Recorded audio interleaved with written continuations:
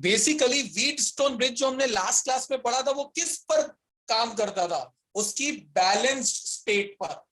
और balance state का meaning क्या होता था, when no current is passing through this branch, this galvanometer.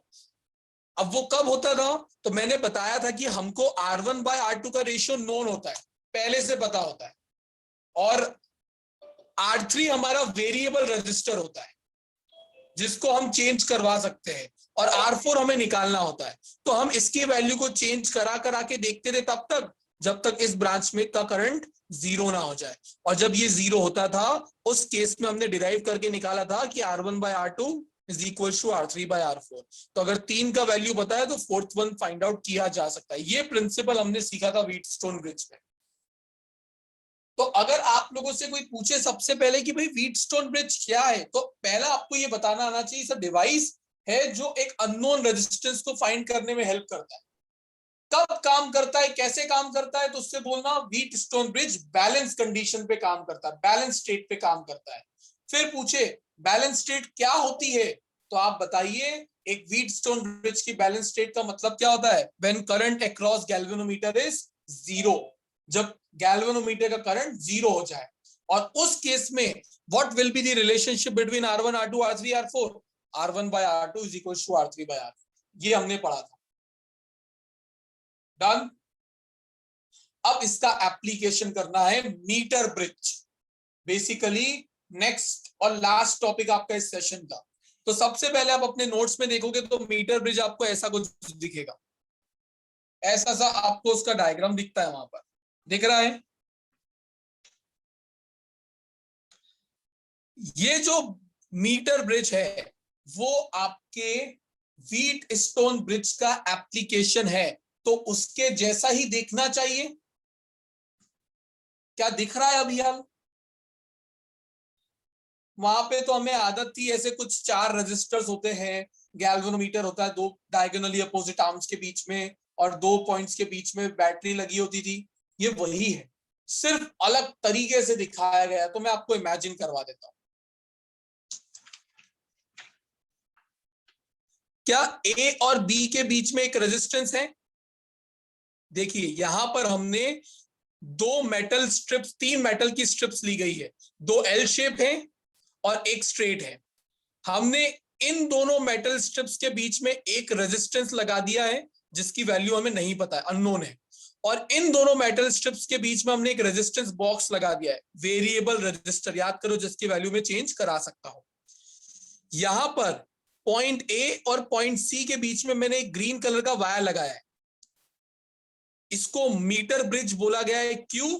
क्योंकि इस वायर की लेंथ होती है 100 centimetre, 1 metre. That's why it is called as metre bridge. तो ए और सी के बीच में हमने एक वायर लगा दिया गया है जिसकी टोटल लेंथ कितनी है, 100 सेंटीमीटर और 1 मीटर। और पॉइंट बी पर एक वायर के थ्रू गैल्वेनोमीटर और उसके थ्रू जॉकी लगा रखी है। जॉकी एक पेन लाइक स्ट्रक्चर होता है जो वायर के ऊपर मूव करा रहे होते हैं, ऐसा स्ट्रक्चर। एंड लास्ट ए और सी के बीच में एक बैटरी लगा दी गई है अलोंग विथ की। ये इसका अरेंजमेंट है। इसमें कोई डाउट है तो पूछो, फिर मैं आपको विजुअलाइज करवाता हूं कि ये कैसे व्हीटस्टोन ब्रिज जैसा दिखता है। सबसे बेसिक चीज जो व्हीटस्टोन ब्रिज की होती है, कितने रजिस्टर चाहिए? 4। यहां पे 2 दिख रहे हैं, 2 अभी भी नहीं दिख रहे। चलो दिखाता हूं। सबसे पहले, क्या ए और बी के बीच में एक रजिस्टर है R1? यहां पे देखो, ए और बी के बीच में एक रजिस्टर है R। क्या बी और सी के बीच में एक वेरिएबल रजिस्टर था R3? देखो, बी और सी के बीच में एक वेरिएबल रजिस्टर है S, रेजिस्टेंस बॉक्स, नाम चेंज किए बस मैंने। तो 2 रजिस्टर तो मैंने आपको इमेजिन करवा दिए। आपको जब स्कूल में ये प्रैक्टिकल करवाया जाता है तो टीचर आपको करने के लिए क्या बोलेगा? गैल्वेनोमीटर के थ्रू जो जॉकी लगी हुई है, उस जॉकी को इस वायर पे घुमाओ, ऐसे मूव कराओ। तब तक कराओ जब तक इस गैल्वेनोमीटर की सुई एकदम स्ट्रेट नहीं हो जाती है। स्ट्रेट हो जाने का मतलब null point, there is no current passing through galvanometer. ऐसे गैल्वेनोमीटर की डिवाइस होता है जो करंट को डिटेक्ट भी करता है सर्किट में, तो उसकी सुई ऐसे हिलती रहे, दैट मींस उसमें से करंट पास हो रहा है। हमको तब तक इस जॉकी को मूव कराना होता है जब तक एग्जैक्टली स्ट्रेट जीरो, मतलब यहाँ पर ऐसी होती है, यहाँ पे कुछ रीडिंग होगी, यहाँ कुछ रीडिंग होगी, ये होती है जीरो रीडिंग। जब तक ये स्ट्रेट ना हो जाए तब तक इस जॉकी को मूव कराना और इस रजिस्टर को चेंज करा करा के देखना है। एक पर्टिकुलर वैल्यू ऑफ एस पर हमको नल पॉइंट मिलेगा, वो पॉइंट जहां पर गैल्वेनोमीटर में से कोई करंट पास नहीं हो रहा है। तो उस पॉइंट का लेफ्ट साइड से कुछ तो डिस्टेंस होगा, मान लेते वो एल है। तो अगर पूरे वायर की लेंथ 100 सेंटीमीटर थी तो दूसरी साइड से उस पॉइंट का डिस्टेंस कितना हो जाएगा, 100 माइनस एल। अब देखिए, क्या हर वायर का अपना कुछ रेजिस्टेंस होता है? तो जो एल लेंथ मिली उसका कुछ रेजिस्टेंस होगा, उसको मैंने नाम दे दिया पी। और जो बची हुई लेंथ है उसका कुछ रेजिस्टेंस होगा, उसको नाम दे दिया क्यू। तो हो गए 4 resistance, R, S which is variable, and P and Q जो वायर का रेजिस्टेंस। अब देखो, क्या ए और डी के बीच में एक रेजिस्टेंस है? देखो, ए और डी के बीच में एक रेजिस्टेंस है पी। सी और डी के बीच में एक रेजिस्टेंस है, सी और डी के बीच में एक और रेजिस्टेंस है क्यू। बी और डी के बीच में गैल्वेनोमीटर है, बी और डी के बीच में गैल्वेनोमीटर है। एंड ए और सी के बीच में बैटरी, ए और सी के बीच में बैटरी। तो बेसिकली मैंने व्हीटस्टोन ब्रिज को ही बनाया है, वो प्रिंसिपल था, ये एप्लीकेशन। अभी तक किसी को कोई डाउट है तो पूछो। मैंने डायग्राम समझाया और उसको सिर्फ विजुअलाइज करवाया है कि वो कैसे व्हीटस्टोन ब्रिज जैसा दिखता है। माही, पता लगा आपको ये? आप नॉट कर सकते हो, हाँ ठीक है, ऐसे बता सकते हो। यस वर्तिका, डाउट्स हो तो पूछो, क्योंकि आगे जाऊंगा तो है इजी, बट इतना पता होना चाहिए। सर वो जो पहले वाले डेरिवेशन में जो था, यस, वो तो रेजिस्टर है ना, और ये रेजिस्टेंस है। वो रेजिस्टर था ना, R2 और R4। रजिस्टर डिवाइस होता है, रेजिस्टेंस इसकी प्रॉपर्टी है। तो P और Q में वो दिख क्यों नहीं रहा है? वो हर वायर का बेसिकली हम रजिस्टर के सिंबल को ऐसे डैश, ऐसे जिगजैग जिगजैग करके बताते हैं, बट हर वायर का होता है ना कुछ रेजिस्टेंस। कॉपर वायर है, एल्यूमिनियम वायर है, तो बेसिकली वो रेजिस्टेंस का फॉर्मूला आपको क्या बताया गया है, R is equals to rho l by a. तो अगर मेरे पहले वाले पार्ट की एल लेंथ है तो कुछ तो रेजिस्टेंस होगा ना उसका। हाँ, तो मैंने उस उतने पार्ट के रेजिस्टेंस को P से रिप्रेजेंट कर दिया और ओके बची हुई लेंथ को मैंने Q से रिप्रेजेंट कर दिया। तो इनका कुछ तो रेजिस्टेंस होगा ना, वो रेजिस्टेंस मेरा बेसिकली R3 R4 की तरह काम कर रहा है। Okay sir. Okay, alright. हाँ, और किसी को कोई डाउट? चलिए अब देखिए, हमें ये वैल्यू इसकी वैल्यू निकालनी, अननोन वैल्यू ये है, ये वेरिएबल है बट नोन होगा, ये हम कैलकुलेट कर सकते हैं। अब देखिए, यहां पर हमें पता है कि R is equal to rho l by a होता है। अच्छा, ये जो वायर होता है, ये जो ग्रीन कलर की लाइन आपको दिख रही है, ये वायर है मेरा मीटर ब्रिज का। ये वायर खास तौर पे 2 मटेरियल का बनता है, या तो कॉन्स्टेंटन या मैंगनीज। कोई मुझे बता सकता है अपने, आज आप 3rd सेशन तक का अगर टेस्ट देने वाले हो तो कॉन्स्टेंटन और मैग्नीन क्या होते थे, किसके एग्जांपल्स थे?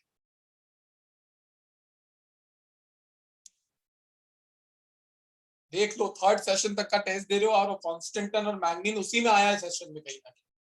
Very good Hitanshi. एचवी जानवी को पता है, धनुष्का को पता, ठीक है, गुड धनुष्का। सोनाली, किसके एग्जांपल्स थे? Very good, alloys. और मैंने ये बताया था कि अलॉयज की जो रेजिस्टिविटी होती है वो इंडिपेंडेंट होती है टेम्परेचर से।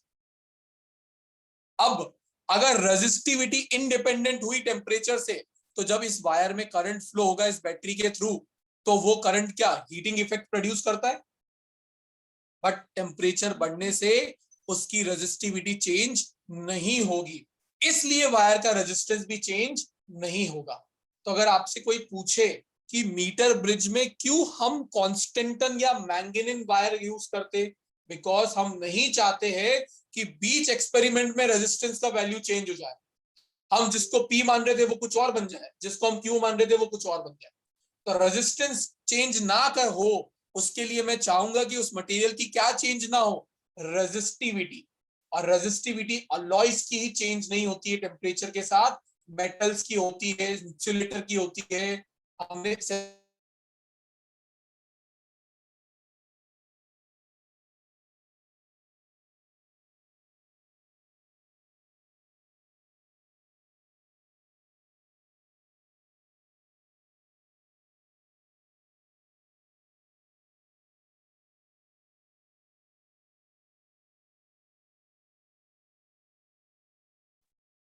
आवाज आ रही मेरी अब?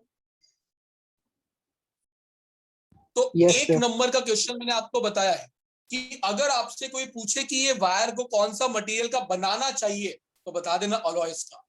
क्यों बनाना चाहिए? बिकॉज अलॉयज की रेजिस्टिविटी टेम्परेचर इंडिपेंडेंट होती है, दैट्स व्हाई रेजिस्टेंस का वैल्यू भी कांस्टेंट हो जाएगा।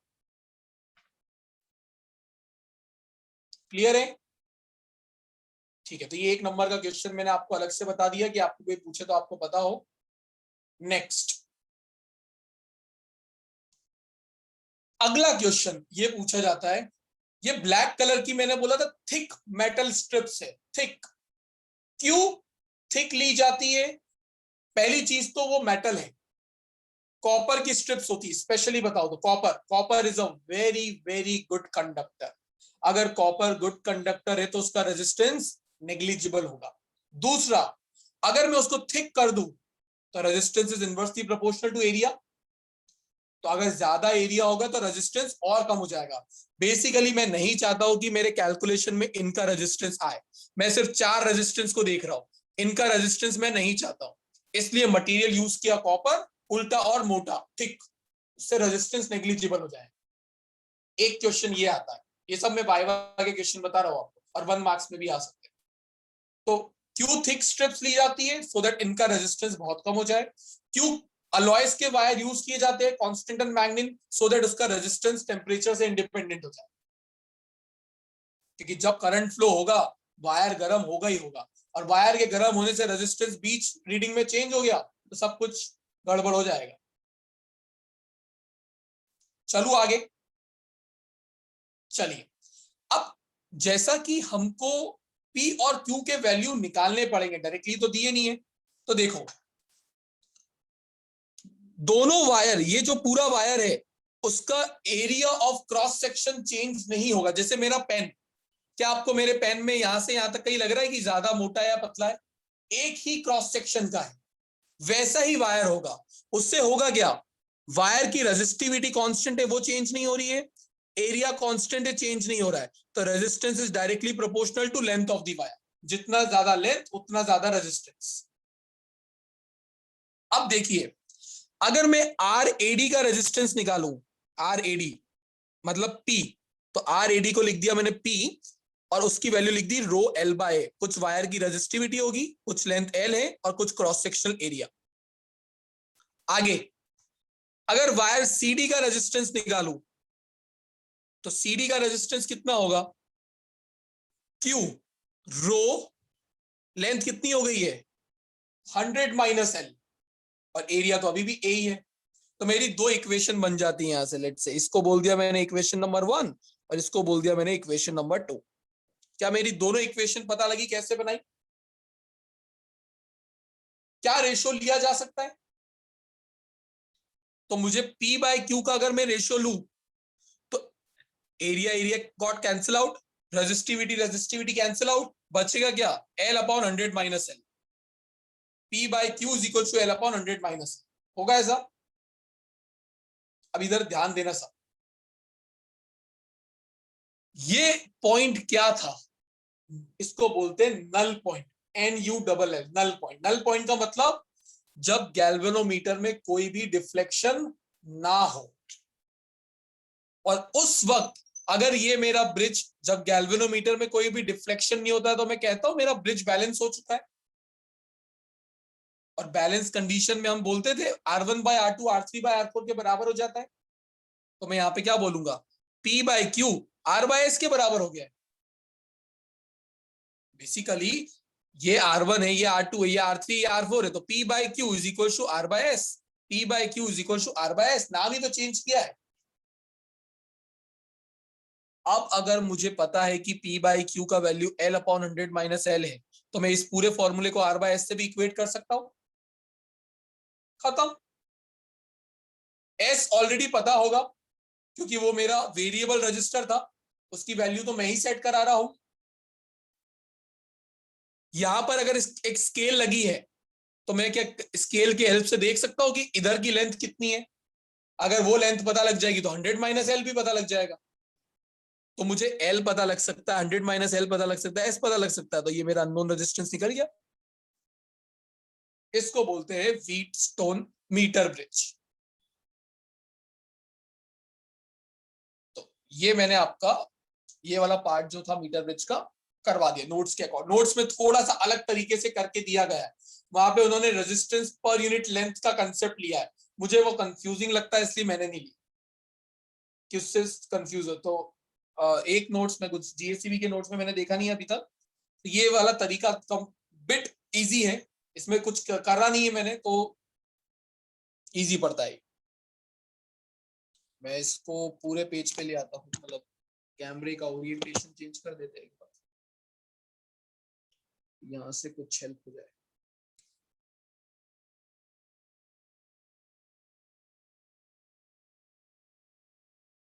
कोई डाउट आ रहा है तो पूछ लो। आपका सेशन का ये और ये मीटर ब्रिज इंपॉर्टेंट है। तो मैंने लास्ट टॉपिक था जो करवा दिया है।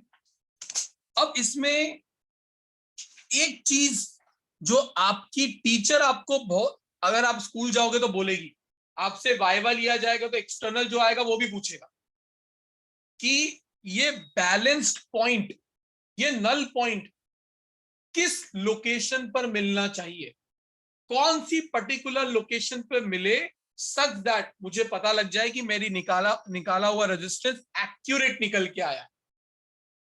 तो इसका आंसर होता है, अगर आपका ये नल पॉइंट 40 सेंटीमीटर से 60 सेंटीमीटर के बीच में आया है, कहीं पर वायर के बीच में 40 से 60 के बीच में, तो आप समझ जाना कि आपका जो ये आर निकल रहा होगा वो एक्यूरेट होगा, एरर फ्री होगा, ज्यादा एरर नहीं होगा। बट अगर 40 से, जैसे नल पॉइंट 10 सेंटीमीटर पे मिल गया, 20 पे मिल गया, या 80-90 सेंटीमीटर पे मिल रहा है, समझ जाना बहुत सारा एरर आने वाला है आपके रेजिस्टेंस। अब आप में से आधों के दिमाग में ये होगा, सर ऐसा क्यों, कहां से आपको पता लगा कि 10-20 सेंटीमीटर पे ये एरर ज्यादा है और 40-50 सेंटीमीटर पे ये एरर कम है? तो ये भी मैं आपको विजुअलाइज करवा सकता हूं, बट उसके लिए 11th का एक एरर का कंसेप्ट आएगा चैप्टर 2 का, तो वहां से मैं समझा देता हूं आपको। आपने परसेंटेज एरर का फॉर्मूला निकालना सीखा था, delta A bye A into 100, ऐसा कुछ फॉर्मूला आता था 11th स्टैंडर्ड। ये परसेंटेज एरर होता है। एक चीज बताओ, यहां पर 100 सेंटीमीटर की एक स्केल लगी है, तो एक मीटर स्केल का लीस्ट काउंट क्या होता है? लीस्ट काउंट क्या होता है, पहली बात तो ये पता होना चाहिए। What is the least count of this metre scale? ये जो सेंटीमीटर ये स्केल होती है, इसके लीस्ट काउंट क्या होता है? अनम्यूट करके बता सकते हो? 0। Very good. लीस्ट काउंट का मतलब क्या होता है, पहले वर्ती का वो पता लगना चाहिए। क्या समझती है तू लीस्ट काउंट से?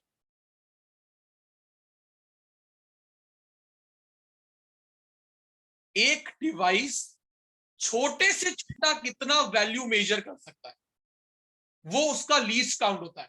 कम से कम ये कितना मेजर कर सकता है?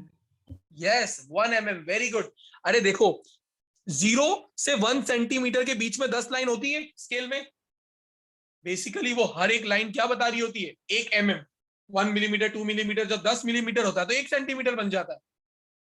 तो छोटे से छोटा आपकी स्केल कितना मेजर कर सकती है? 1 मिलीमीटर। तो ये आपकी स्केल का क्या हो गया? Least count.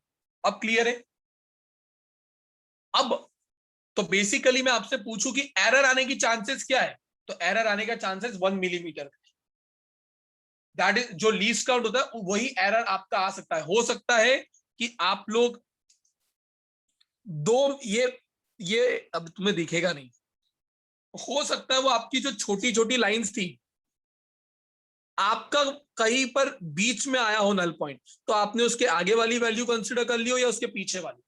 Basically least count जितना होगा उतना ही एरर आने की चांसेस है, ऐसे याद रख सकते हो।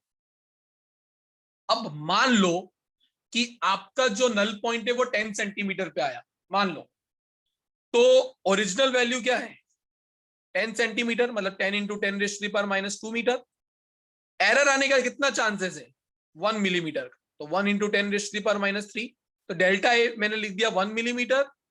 नल पॉइंट कितने पे मिला था 10 सेंटीमीटर पे, इंटू 100 करके बताओ ना कितना परसेंटेज एरर आया।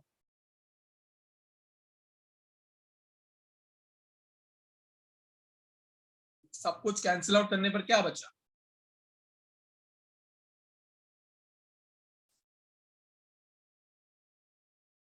सब कैंसिल आउट हो रहा है, तो आपका यहां पर एरर कितना आया 1%। दैट मींस जो रेजिस्टेंस आप निकाल रहे होंगे उसमें एरर कितना आने वाला है, 1% का एरर आ सकता है। चलो अब मैं मानता हूं कि ये 10 की जगह 20 सेंटीमीटर पे नल पॉइंट आया, तो अभी भी लीस्ट काउंट तो उतना ही है 10⁻³ डेल्टा ए का वैल्यू। बट अब यहाँ पे क्या आ गया 20 इंटू 10⁻², 20 सेंटीमीटर पर। अब अगर आप इस केस में अपना परसेंटेज एरर निकालोगे सेकंड केस में, तो वो आता है 0.5%। बेसिकली क्या लेंथ बढ़ने पर मेरा एरर कम हो गया, तो जब मैं 10 से 20 सेंटीमीटर पे जाता हूँ, 20 से 30 सेंटीमीटर पे आता हूँ, 40 पे आता हूँ, तो बेसिकली मेरा एरर कम हो रहा होगा। इसलिए हमको 40 से 60 के बीच में रेंज देखना होता है।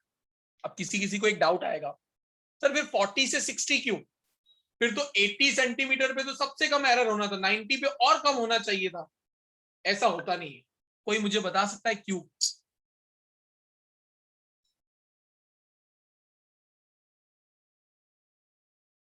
समझो इधर, अगर आपका ये वाला लेंथ बढ़ रहा है, आप इस लेंथ के रेजिस्टेंस की बात कर रहे हो, अगर ये लेंथ बढ़ता है तो पी का आंसर जो निकल के आएगा वो एक्यूरेट हो रहा है, but at the same time 100 - L छोटी भी तो हो रही होगी, तो क्यू में एरर बढ़ता चला जाएगा। ये जो मैं 1% और 0.5% लाया वो ये एरर था, पी का एरर। तो अगर मेरा लेंथ बढ़ाने से पी का एरर कम हो रहा है तो क्यू का बढ़ता चला जाएगा। तो आइडियल लेंथ क्या होती है, बीच में कहीं हो कि दोनों का एरर मिनिमम हो, उसका कम से कम। ये चीज समझ में आई जो मैंने कही, थोड़ी सी कॉम्प्लिकेटेड है, एक्स्ट्रा है, याद रखने की जरूरत नहीं, जिसको समझना था समझ लो, जिसको नहीं समझना है भूल सकते हो। ये सिर्फ बता रहा हूं कि क्यू आपका नल पॉइंट सेंटर पे आना चाहिए। जैसे आप सेंटर पे पहुंचते हो ideally 50 centimetre, practically 40 to 60 centimetre के बीच में आता है, तो आपका एरर सबसे कम होगा, परसेंटेज एरर सबसे ज्यादा कम होगा बीच में। बस इतना आपको याद रखना है। अच्छा एक चीज, स्कूल्स में जब ये प्रैक्टिकल करवाया जाता है तो इनको इंटरचेंज करवा दिया जाता है, कभी आर की जगह पे एस लगा दिया जाएगा, कभी एस की जगह पे आर पे, कोई चेंज नहीं होता है। सिर्फ एरर को और कम करने के लिए इनको चेंज करा करा के 5-6 रीडिंग्स ली जाएगी और फिर फाइनली उसका एवरेज निकाल के आपका आंसर आता है। तो एक ये चीज भी चेंज कराई जाती है, तो स्कूल के पर्सपेक्टिव से चीजें बता रहा हूं, ठीक है, बाकी सब तो मैंने बता दिया है। तो this completes your session 3.5। Please, मैंने ये वीडियो ऑलरेडी अपलोड कर दिया है, मतलब मेरा वाला खुद का पहले पढ़ाया हुआ, जिसमें मैंने ये चीजें और अच्छे से मतलब बेसिकली बता रखी है। तो आपके पास वो वीडियो लेक्चर है, आप जाके भी देख सकते हो, उसका सब पार्ट मैंने कवर तो कर दिया है। बट अगर आपको वापस से सुनना है तो आप जाओ, उसमें जाके 10-10 मिनट के वीडियो होंगे हार्डली एक टॉपिक के, जाके सुनोगे 1.5 की स्पीड पे, 2 की स्पीड पे, तो 5-7 मिनट में खत्म भी हो जाएगा। तो अगर आपको है कि नहीं और अच्छे से समझना, बार बार रिवाइज करना पड़ेगा, आज पढ़ाया हुआ है अभी आप पढ़ोगे ही नहीं इसको अगली 2 क्लास तक, तो पता लगा फिर पढ़ोगे नहीं तो भूल जाओगे। अगली क्लास में मैं न्यूमेरिकल करवाऊंगा इसके, उसके लिए ये डायग्राम पता होना जरूरी है, ठीक है। ठीक है, मैं आपको पोटेंशियोमीटर जो नेक्स्ट चैप्टर नेक्स्ट सेशन है उसके वीडियो अपलोड कर रहा हूं, मैं क्लास में पढ़ाऊंगा, पर मैं चाहता हूं क्लास से पहले आप वो वीडियो लेक्चर देख के रखें फॉर बेटर अंडरस्टैंडिंग। वो टॉपिक थोड़ा कॉम्प्लिकेटेड है, तो अगर आप पहले से एक बार देख कर रखोगे और फिर क्लास में पढ़ोगे तो आपको अच्छे डाउट्स निकल के आ सकते हैं और आप उसको पूछ सकते हो। तो मैं क्लास में करवाऊंगा, पर मैं चाहूंगा मैं वीडियो को अपलोड करवा दूंगा, आप उसको देख के रखिएगा जब हम 3.5 करें, 3.6 एक्चुअली लास्ट टॉपिक, फिर ये चैप्टर कंप्लीट हो जाएगा। ऑलराइट, सो आपका टेस्ट है आज, तो आप जा सकते हो। बाय बाय, सी या।